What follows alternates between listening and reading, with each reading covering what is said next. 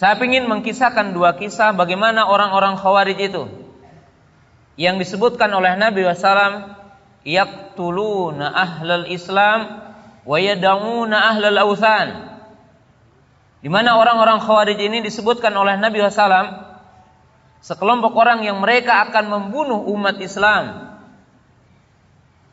dan membunuh umat Islam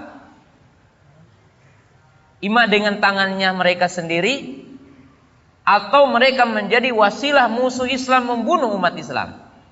Dan ini adalah orang-orang Khawarij, dan mereka membiarkan para penyembah berhala. Lihatlah bagaimana buruknya pemahaman mereka kepada Al-Quran, dan bagaimana mereka mengalirkan darah. Ada dua kisah di zaman Ali radhiyallahu taala anhu. Yang pertama, seorang yang bernama Ibnu Muljam. Dia berjalan dari Hawra menuju Basrah, dan dia akan membunuh Ali radhiyallahu taala anhu. Dia mengumpulkan harta, membeli pedang, membeli kuda, dengan tujuan membunuh orang yang paling baik, orang penghuni surga, Ali radhiyallahu taala anhu. Ketika dia udah sampai di Basrah, maka dia melamar seorang wanita yang kebetulan orang Khawarij. Maka si wanita itu berkata, lihatlah, dia berkata, kalau engkau memang mencintaiku, mungkin kalau dibahasakan oleh kita hari ini, maka silahkan, tetapi maharnya membunuh Ali. Lihat ya, orang-orang Khawarij ini hatta mahar membunuh. Maka Ibnu Muljam pun berkata, sesungguhnya aku tidak melangkahkan kedua kakiku ke sini kecuali aku bertujuan membunuh Ali radhiyallahu taala anhu. Maka terjadilah kesepakatan. Dan bukan hanya ridho, tidak dikasih mahar dalam bentuk uang, tetapi hanya maharnya untuk membunuh Ali. Maka si wanita itu pun memberikan 2 kuda dan 2 teman yang menemani Ibnu Muljam. Maka dia merencanakan pembunuhan Ali radhiyallahu taala anhu. Dan ingatlah jamaah yang dirahmati Allah Subhanahu wa taala, ketika dia akan membunuh Ali di waktu pagi, di waktu subuh, maka ia membacakan 2 ayat ketika ia akan membunuh Ali radhiyallahu taala anhu. Dia mengatakan, inil hukmu illa lillah. Dan membacakan surah Al-Baqarah, wa minan nasi man yashri nafsahu ibtigha'a mardatillah. Lalu dia menikam Ali. Jadi jamaah yang dirahmati Allah Subhanahu wa taala, ada orang yang seperti dia melaksanakan Islam, sepertinya dia adalah membela Islam, sepertinya dia mengamalkan Al-Qur'an, tetapi mereka jauh dari Islam. Maka Nabi SAW mengatakan, yamrukuna minad din kama yamruku sahmu minar ramyah. Mereka melesat dari agama bagaikan melesat anak panah dari busurnya. Dan para ulama mengatakan, qaum yautolikuna ila ayatin nuzilat alal kufar wa yunazziluha alal mu'minin. Orang-orang Khawarij ini orang-orang yang mencomot, mengambil ayat yang sesungguhnya Allah alamatkan untuk orang kafir, tetapi mereka mengalamatkan kepada orang beriman, sehingga mereka mengalirkan darah orang beriman. Ini dahsyat. Yang kedua, sahabat yang bernama Abdullah ibnu Hobab dan istrinya yang sedang hamil. Maka berjalanlah ini orang-orang Khawarij. Lalu bagaimana? Di antara mereka ada yang memungut kurma yang jatuh dari pohon. Maka diingkari oleh teman-temannya. Bagaimana kamu mengambil kurma milik orang lain? Maka mintalah untuk dihalalkan. Dia pergi mencari siapa pemilik pohon kurma itu. Dia cari. Dan dia meminta dihalalkan.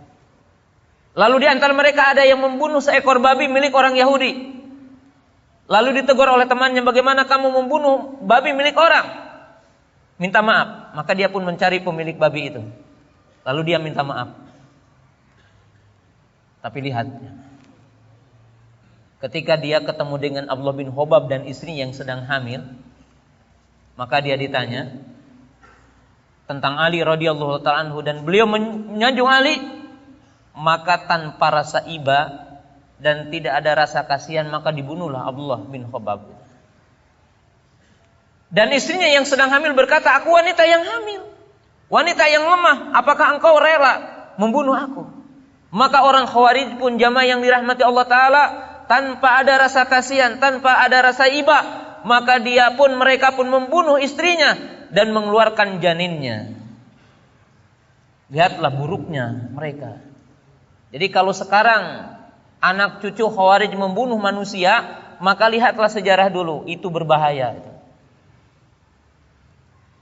Membunuh. Mereka sepertinya waro' dalam perkara-perkara yang biasa, tetapi mereka tidak waro'. Waro' itu tidak punya apa?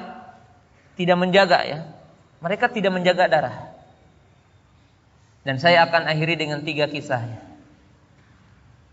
Kisah yang pertama, ada seorang Khawarij dikisahkan yang dia membunuh ibu dan bapaknya. Karena bapaknya tidak berbai'ah dan ibunya tidak berbai'ah ke jamaahnya, maka dibunuhlah kedua orang tuanya itu. Lalu membacakan surah Al-Mujadilah ayat 22. La tajidu qauman yu'minuna billahi wal yawmil akhir wa duna man hadallaha wa rasulahu walau kanu aba'ahum. Mereka mengatakan ini orang membunuh bapak dengan ibunya. Lalu dia mengatakan, demi Allah, dalam sepanjang hidupku tidak ada kenikmatan kecuali aku ketika membunuh kedua orang tuaku. Kenapa? Sebab aku mengamalkan ayat ini, katanya. Inilah yang dinamakan oleh para ulama begitu indah dalil tetapi begitu buruk pemahamannya. Dan yang kedua, jamaah yang dirahmati Allah Subhanahu wa taala, ini bahayanya. Ada seorang Khawarij membunuh bapaknya, lalu membedah kepalanya dan dikeluarkan otaknya, lalu dikeringkan, lalu dibikin kopi dan dia meneguknya dengan kopi. Dia mengatakan, tidak ada kehidupan, kenikmatan dalam hidupku kecuali ketika aku meneguk kopi ini. Dan aku telah mengamalkan ayat, la tajidu qauman yu'minuna billah wal yawmil akhir yuwaduna man hadallah walau kanu aba'ahum. Subhanallah. Ini adalah buruknya pemahaman. Dan yang ketiga, yang terakhir, jamaah yang dirahmati Allah Ta'ala, bahayanya. Dulu dalam perjalanan hidup saya, kalau saya akan menikahkan murid saya dulu dan ibu bapaknya belum berbai'ah, maka dinikahkan 2 kali. Karena dalam bahasa saya dulu ada WNA, ada WNI.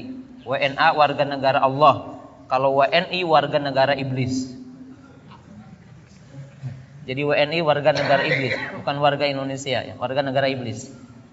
Dan itu kalau saya akan menikahkan ya, umpamanya ada akhwat menikah, ada jamaah menikah, maka dinikahkan 2 kali. Nikah agama oleh saya ataupun oleh yang di atas saya dinikahkan. Jadi walinya. Nanti nikah togut katanya yang dihadiri oleh KUA. Jadi dikafirkan bapak dengan ibu, dikafirkan, dan ini bahayanya. Ya, ibu dengan bapak dikafirkan. Jangankan orang lain, yang melahirkan dia juga dikafirkan. Dan ini bahayanya tentang pemahaman ini. Dan demikianlah mungkin yang saya bisa sampaikan. Dan sangat banyak sekali mungkin ya untuk kita pahami, untuk kita jabarkan berkaitan dengan terorisme dan kekerasan dan akar-akarnya, memerlukan waktu yang cukup. Tetapi dengan apa yang disampaikan mudah-mudahan memberikan pembuka pemahaman terhadap begitu bahayanya tentang apa itu terorisme.